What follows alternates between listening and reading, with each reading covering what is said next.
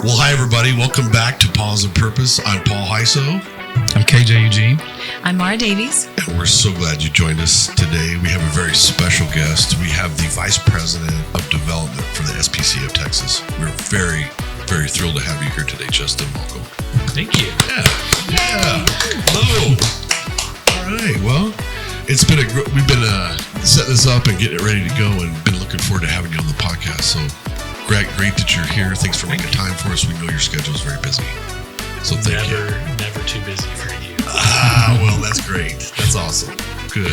Yes. Well, seriously, thank you, Justin. I know you're out raising money, and that helps everything we do. Our organization is here for people and animals because of the fabulous people who support us. And thank you for being such an amazing steward of all those wonderful friends, and such a great friend to so many. Amen. Amen. Yeah, thanks. Yeah. We're real fortunate. Yes. Well, and the team is incredible. And I just have to brag for a second.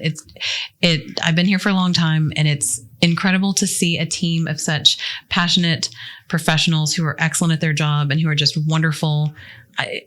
Everyone rowing the same direction. It's just the coolest thing ever. So I just had to say that on the air. Yeah, no, thank you. Yeah, I totally agree. Our development team, every single person is putting in 110%. They're all amazing at what they do. They're the exact right people that we need in the roles to help us fund our mission. So, yeah. Well, thank you for assembling that cool crew. Yeah, for sure. Well, just to kick us off, Justin, nonprofits in this country have different funding sources. Can you tell us and everyone out there a little bit about how is the SPCA of Texas funded? Yeah. So the first thing, and I think the most important thing, is that we are 100% funded by donations. So we are an organization of the community, by the community, for animals. Without our donors, without our volunteers, without our fosters, we don't exist. And so that's really the most important message. We don't get government funding. We exist. We're independent, and part of being able to be independent, what that means is that we get to set our standard for animal care, which means we get to set the highest standard for animal care. And if you take government funding, if you take funding sources that are restrictive, sometimes those funding sources are, I say, we'll pay for this level of animal care. And this is a podcast, so I should say, well, a medium level of animal care. And we say, that's not good enough. And then they say, well, that's all we'll support. And so being independent means that we really get to ensure that our animals get the highest level of care. It's pretty great. That's awesome. Thank you so much. I know some people out there really understand, okay, this is development. And other times it's like, hey, you start with development is fundraising. And it's without the fundraising, we don't get to do what we do. And it's like chicken and egg, right? Then we don't get to, we do what we do, and fundraising and all that. Yeah. Yeah. No, that's good. On the development team, we talk a lot about fundraising, and we talk a lot about development, and we actually make, it's kind of in the weeds, but we make a distinction between fundraising and development. We say fundraising is transactional, and everyone on the development team in their title is development. I'm vice president of development, not vice president of fundraising, because our approach, what we want to do is build relationships. We're not looking to be a transactional fundraising shop. We really we want to sustain the organization with deep relationships, because that's who we are. People come in to find their pets, to find a member of their family. Those are really special, sacred relationships. And how we relate to our donors, how we relate to the community broadly, in my view, needs to reflect that same level of love and care and closeness that that people expect from not just expect, but that they experience with their pets. Mm-hmm. Thank you. Yeah. Is there, sorry, Justin, is there a bottom line difference between fundraising and development? Can you sum it up into something very succinct? Yeah. So fundraising's transactional and development is relational. And by relational, I mean, it is, it's based off of a connection, a one-to-one connection between the organization, between people at the organization and the donor. And so when our donors think of us, we don't just want them thinking of the SPCA logo. We want them thinking of, their pet that they got from the SPCA, but we want them thinking of specific people here that they know and trust. And that's really what we want to do, is we want to have people know us, know who we are, understand that. And that's, so if we're just fundraising, if all we're doing is just saying, just passing out passing the offering plate, without taking the time to build that relationship, without being authentic, we're not doing our mission any service, and we're not doing our donors any service. Awesome. Well, Justin, that just makes me think, establishing those relationships with donors and donors across the board, you sort of create, I think what we try to create here as a work culture is sort of a family type thing, like sort of a family feeling. Like I've noticed when we've had events that involve donors and they come, we treat them like their family, like they're here all the time. It's not weird. I think you've established a really good relationship with these folks where they feel comfortable when they come. It's sort of like being in a second home, if you could put it in those terms. I don't know if that is applicable, but yeah. No, I hope so. And I hope that's what people experience. We're talking a lot on the development team about our team culture.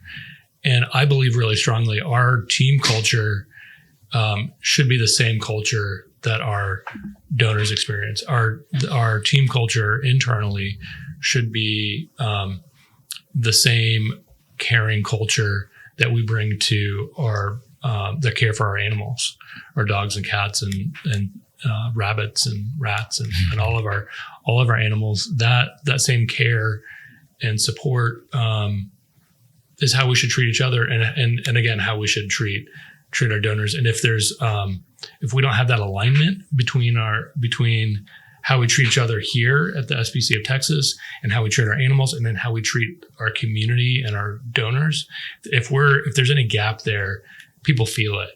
And that's to me, that's why internal culture is so important, because it's our destiny. It's how we relate to ourselves, how we relate to the world.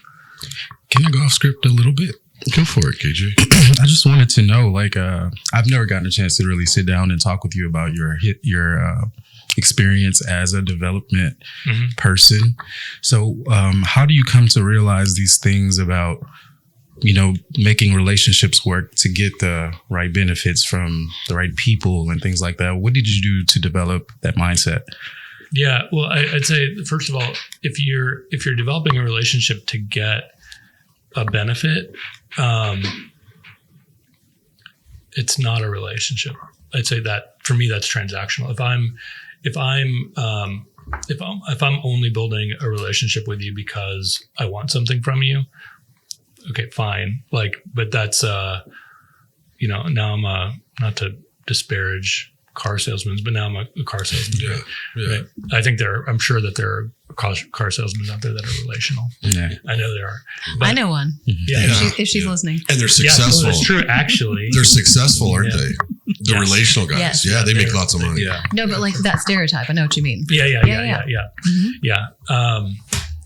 And so, but you asked, how do I develop that mindset? Let's see. So my background, my educational background, is in divinity. So I got my Master of Divinity from Princeton Theological Seminary, and my approach ever since I started, I went there and I kind of knew I wanted to work in the nonprofit space, and they had this great. It's a big program, and it's a great program that allows you to not just study religion or to be a pastor or a priest, but to really understand what's the role of faith in society. And so for me, what was interesting was working in a nonprofit and imagining what kind of impact I could have in the broader world. And so when I was looking for a job in the nonprofit sector, people were like, well, we're hiring for development. And I was like, okay, I never thought of that. But really fell in love with the role, because for me, there's not a big difference between building a faith community and a nonprofit community. A faith community, for me, at its most fundamental level, is it's a group of people coming together who have a shared vision for the way the world should be, and a shared belief in how we should relate to one another and how we should be in the world. And I think the same is true for nonprofits. At the SPCA of Texas, I think we have a really amazing and clear vision for how the way the world should be, and how we should relate to one another, and how we should relate to the animals in our lives and in our society. And there are a tremendous number of people that believe that have those same values, have that same vision. And so for me, doing the development work is creating the space for people to say, hey, I'm one of those people. I'm one of the people that cares for animals, that thinks animals are an important part of our lives. Whether you care for animals because we need to do right by every animal, and I can't bear to see any animal suffering, or whether you care for animals because you think animals are a really important part of your life or a family member's life or a friend's life, and you've seen the difference that it's made in someone's mental health or in someone's ability to get up in the morning and get going. Animals do so much for people as well, and so if we do our job right as development folks, the SPCA Texas is an open door for everybody to find their place in our community. And for me, that's what it is. There are a lot of, you went off script. I'll go off script. I don't know if I'm allowed to say this or not, but I believe it. In fundraising, in development, we talk about being, there's a phrase called being donor centric. And what that means is you start from where your donor is. And sometimes we might have a donor that says, I love Great Danes, or I love Siamese cats, and I'm a Siamese cat person. And there might be a place for them here at the SPCA of Texas, or there might be a really important place for them with a specialized Siamese cat rescue. And I think, again, going back to that relational point of view, it's what you do for a friend. You'd say, your people might be the Siamese cat people. Like, let me help you make that connection. And you start with where they're at, and we can be the connector, because, that's who we should be. So, yeah. I know exactly what you're talking about, Justin, when you say that. And when you talk about those relationships, and I had a follow up to that, thinking, how did your education in divinity, theology, those areas prep you to create those relationships? Is there a religious foundation that you carry with you when you're developing those relationships? I mean, I think, I think, another way to think about faith or a faith community is about participating in not just a community, but in a community that helps us think about how to live our best life. How are we going to not just be successful, and have a nice car or a nice home, or help our kids get a great education, just like great important things. But I think, at least for me, and I think for a lot of folks, people want to have space in their lives to think about, what's my purpose, what's my impact, what's my how can I leave a mark on the world. And I think philanthropy is a big part of that. That's the participating in philanthropy, I think, is an act of virtue and an act of love. And so for me, it's a real privilege to be able to create a platform and a pathway for people to do that, because I'm creating an opportunity for people to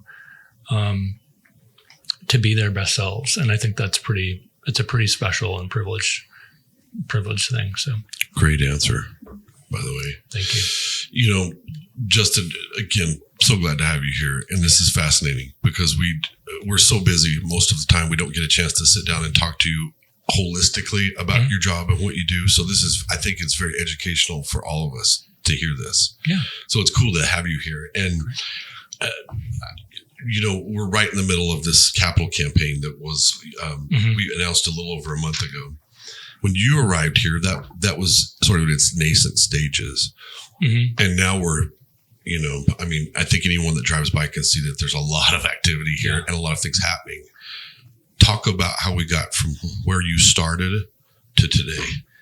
Yeah. So, when I started... and when was that, by the way? When did you start? About 18 months ago. Okay. So about 18 months ago when I started, we had all the engineering work done, or most of the engineering work done. We had the building plans done.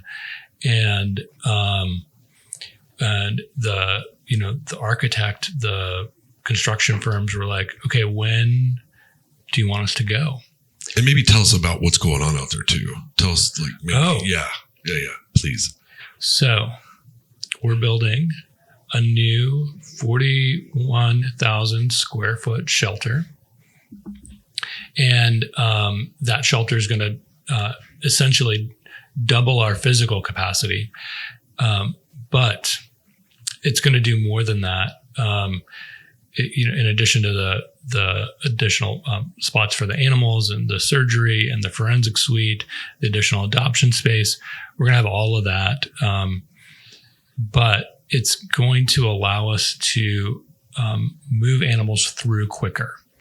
And so physical doubles, but if an animal can come in, if a dog or a cat or whatever animal comes in and then goes out faster, that greater rate of adoption, of connecting animals with their new families, that really accelerates our impact. And that's what's really exciting. So it's going to be state of the art HVAC, disease control, state of the art design, so that while the animals are here, they're able to heal, they're able to recover, and they're able to find their family quickly. It's going to be amazing. Yeah. So when I started, we had that vision, we had the plans, the construction firms were like rubbing their hands together. Hey, we're ready to roll. And the fundraising work was like zero. And so I was like, okay, we got to get going on this. So we spent about 6 months planning, getting organized, figuring out how we were going to fundraise for this.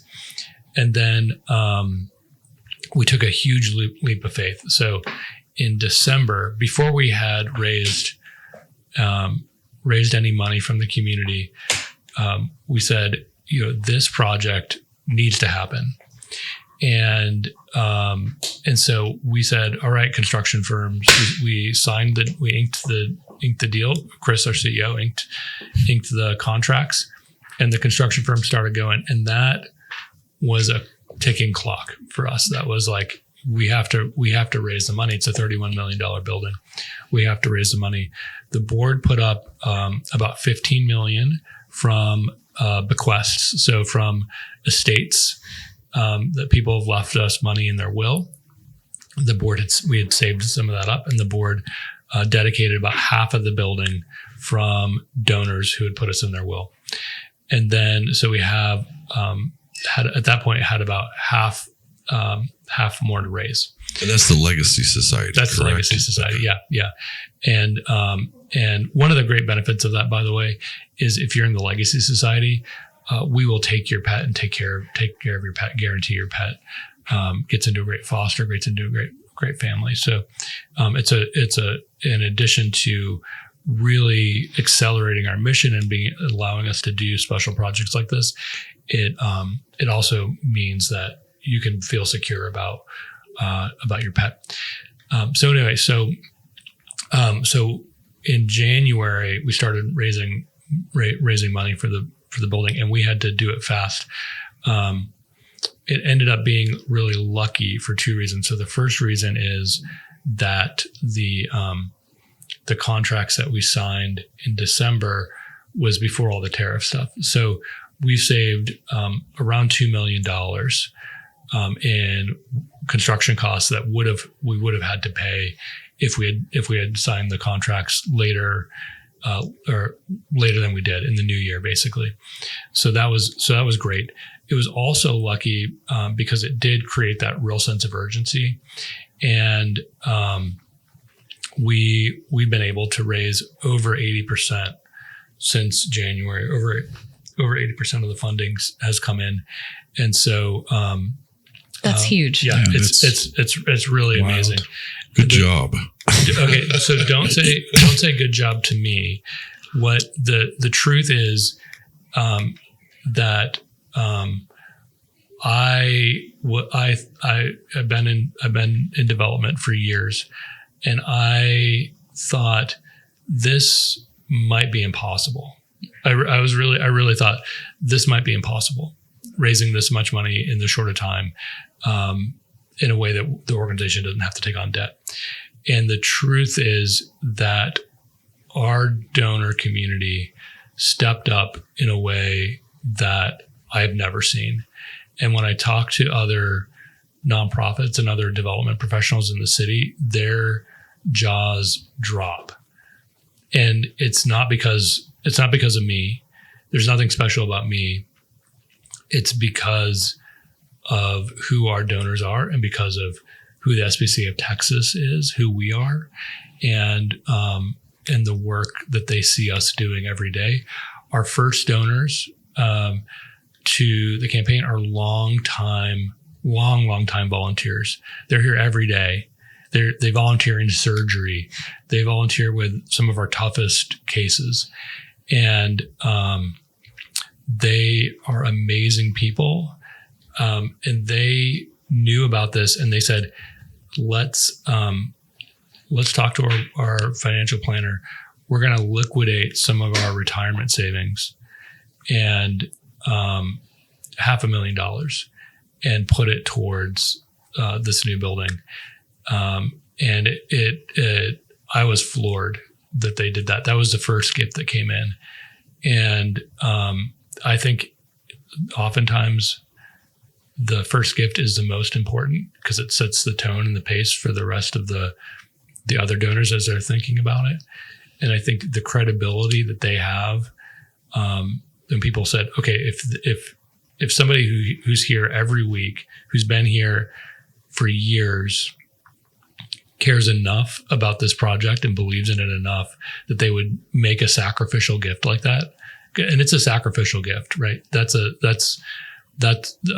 not a gift that is like, not to pick on someone like Elon Musk or Jeff Bezos, but like, it's not like, some of the richest people in the world doing $500,000. It's everyday folks. making sacrificial gifts to make this happen. That's, to me, that's, we're talking about divinity. That, to me, that's a sacred thing to do. It's a big decision. And that's a little bit of what I mean by, like,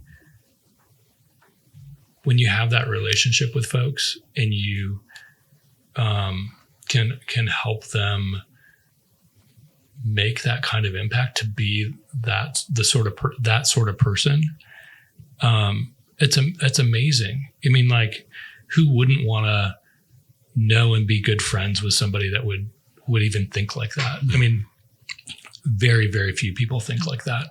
They're amazing. Just Yeah. kindness. Well, wow. So many people, and it just inspires you to be a better person. Inspires me to be a better person. But then there are other people that think differently, right? I work in social media, so I see the comments about, like, well, why are we spending this much money for this? Can you make it make sense to those people who ask that question? This much money for what? It's always this much money for anything, basically. It's like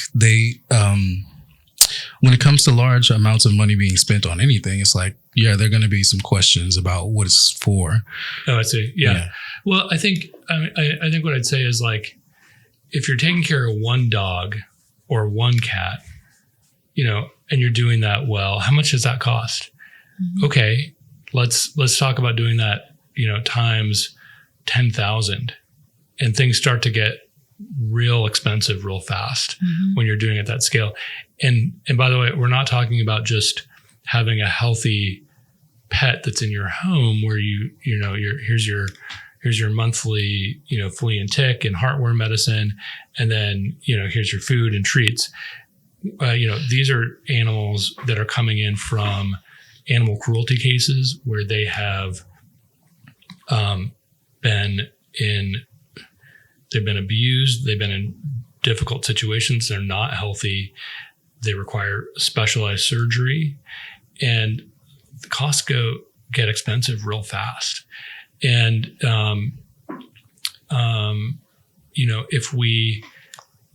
if we only operated on donations we only operate on donations, but if we only operated on in-kind services, so, like, if we only said, we'll only do a surgery for an animal if there's a vet that'll do it for free, for example, if we only provide medicine when a pharmaceutical company gives us medicine for free, that's so many fewer animals that we can help. Mm-hmm.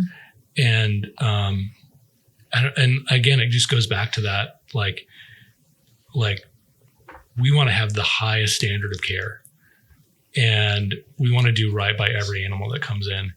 And sometimes that means we got to do specialized surgeries. Sometimes that means we have to spend the money to take care of the animals.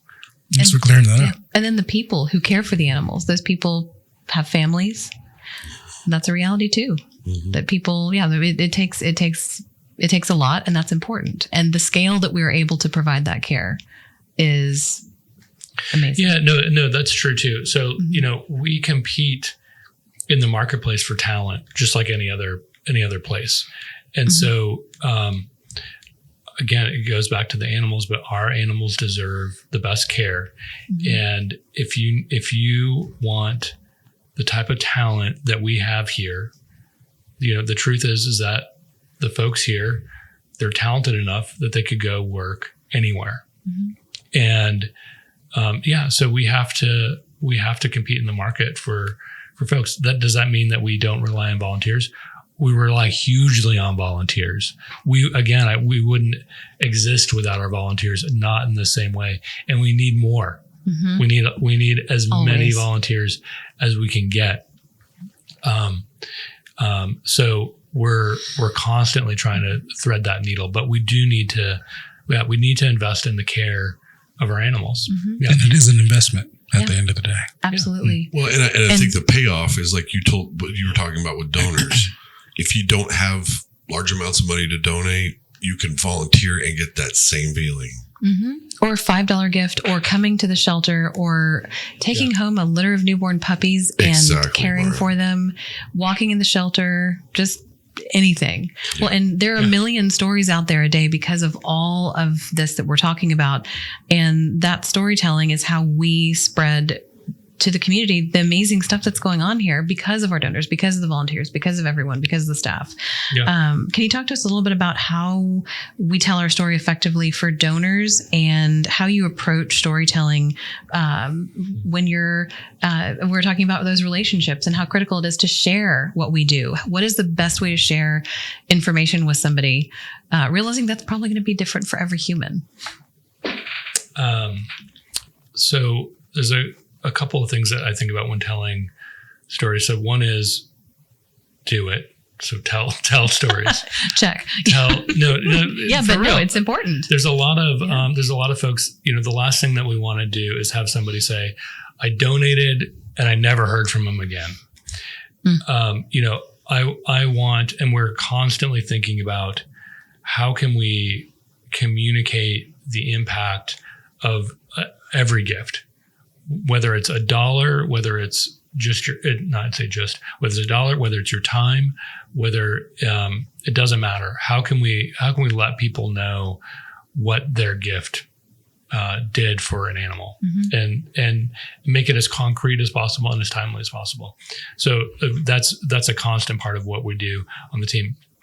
But how do we tell that story? So a couple of ways. So one way is that we're I think we're going to be doing this. So when does this get released? Pretty soon here. Okay, great. So if you're listening to it right when it's released, we may not be doing this yet. But we want to start putting the stories in the voice of adopters, in the voice of not just Chris, our CEO, but Dr. Valerie Tynes, who was a previous guest here, who's our chief veterinary officer. Courtney Burns, who's our chief investigative officer. We want to get to allow them to tell the story of the SPCA of Texas in their own voice as well. So we're starting to look at how do we not just say here's the voice of the SPCA of Texas, but really let people see and hear the folks that are leading the impact on the animals, talk about the mission from their own experience. So, Dr. Tynes saying, I just got out of surgery and let me tell you about what I saw and what we did today. And I wanted to say thank you for your gift because we used philanthropic dollars to perform surgery all day today. And I just want to say thank you. That's the sort of thing that we want to be able to allow Dr. Tynes to tell. So that's an example. Another way that we like to do is we like to start with the donor and start with that motivation from the donor from that moment they've decided, I want to give, I want to support the SPCA, and then tell the whole story. They make the gift. 3 parts, beginning, middle, end, right? 3 parts to that story. That's right. Yeah. Yeah. And the middle part's the impact, and the end is the adoption. Yeah. Thank you. Yeah. That's awesome. Important. We have a million stories all the time. So go ahead, KJ. Go ahead. How do you and your team approach development? We've heard how you approach storytelling and building relationships, but I've heard you have 3 pillars when it comes to development. Yeah, well, I don't know if it's pillars, but we've already spoken about relationships. I've spoken a little bit about program execution, but on the development team, we need to do our jobs well. So that means telling the stories, getting the communication out effectively in a timely way. And then for me, one of the most interesting things about our work is really casting that compelling vision. I spoke a little bit before about creating that the SPCA Texas has a vision. We had a vision for this building. What's interesting for me is the vision oftentimes feels impossible. I mean, if you imagine living in a world where there were no SPCAs, imagine there was no animal welfare, and someone just said, hey guys, I think we could raise $20 million a year and care for tens of thousands of animals. What do you think? I think people would be like, what are you talking about? That's impossible. Totally. It's like standing at the base of a mountain looking up at it. It feels impossible. Yeah. And for me, what's exciting and thrilling is meeting with folks in the community, talking about our vision, and seeing people say, is it impossible? Oh, I can see how we're going to do that. And allowing people to come alongside and participate in this thing and go through that journey of, this is impossible. No. What we actually did it. And that's it gives me chills thinking about and helping people come alongside us. Yeah. Mm-hmm. Wow. Well, like I said, it's been great to sit here and just let you open up because like I said, we're all so busy. Everybody is just clicking all day long and we don't have a chance to get these kind of ideas fleshed out with you. And it's so interesting and very informative and nice to hear this. Mm-hmm. And I can't wait for everybody to hear this podcast. I know, right? Really cool. And I just wanted to thank donors. When I go to TV, I always thank them, our supporters, regardless. If you've got a monetary donation, whether you volunteer, whether you just think good thoughts about us. I love that. Yeah. Adopters. I mean, that's the key. So it's just really good to have you here today. Is there anything that we haven't asked you that you think is important to include about your job, your position, your team, the SPCA, donors? No, I mean, we have an amazing team. We have an amazing board, leadership. For me, it's a real privilege to be able to be a part of it. And like I said, development here is an experience of just seeing, I don't even know how to put it, like how open, warm, and excited people are to support our work is just, it's so unique. And I've never seen anything like it. It's amazing. It's such a great privilege. So thank you guys. It's a privilege to be here talking with you. Well, it's a privilege to work with you. And I think we all feel that way. And I have to echo what you said. I mean, I've worked a bunch of different jobs in my life and I've never walked away and gotten in my car with the feeling of actually accomplishing something that's valuable to people and others like I have here. So I echo that. And I think that's very important and glad you brought it up. So, well, again, we're so glad you're here and we're so glad you came. And tell us before we move into another section here, tell us if folks want to get involved with what's going on with Care Unleashed, with SPCA, what would you tell them? Where would you tell them to go? What would be their first step if they want to get involved either monetarily or otherwise? What would you tell them? Yeah. Just go to our website, spca.org. There's links to donate everywhere. There's a whole section on Care Unleashed, and there it outlines how to reach out to our development team and how to reach out to our volunteer team, how to reach out to our foster team. Just pop by, walk into the shelter, say, "Hey, is Justin here?" And they'll say he's in a meeting, and then say, "I don't care." Pull him out of the meeting right now, and I'll come out and I'll shake your hand. Talk to that guy. I love it. Talk to that guy. Well, again, we're really glad that you were here today. Thanks for your time. And before we go, Mara, we've got a lot of things going on at SPCA in Texas. It's always an exciting time. Will you break it down for us, ma'am? Absolutely. And yes, thanks to everyone who's watching, listening. We have so much coming up. This time of year, there's always our fabulous Home for the Holidays event. That's November 28th through December 23rd at North Park Center. And the two components there are the Bark and Build and adoption. So Bark and Build, they're dog homes, cat condos that you can go, and it's a raffle. You can bid. They're gorgeous. Oh my gosh. Our wonderful friends at AIA Dallas and Texo, the Construction Association, just knock it out of the park every single year. And they're going to be in a new place this year. They're going to be upstairs at North Park Center next to the movie theater. So look for the houses there, and then look for the pets up for adoption in the same spot between Dillard's and Macy's by that Starbucks. So we'll be there. Of course, adoptions will continue here at 2400 Lone Star Drive in Dallas. Giving Tuesday, December 2nd, that's coming up. If you're feeling generous, that's an amazing day to give back. Senior Sweethearts is a new program we have going on. That's free adoptions for senior people. So if you're a senior human, 60 years and older, and you want to come adopt, that adoption fee is waived. Or any pet who is 6 years or older, those seniors their adoption fee is waived.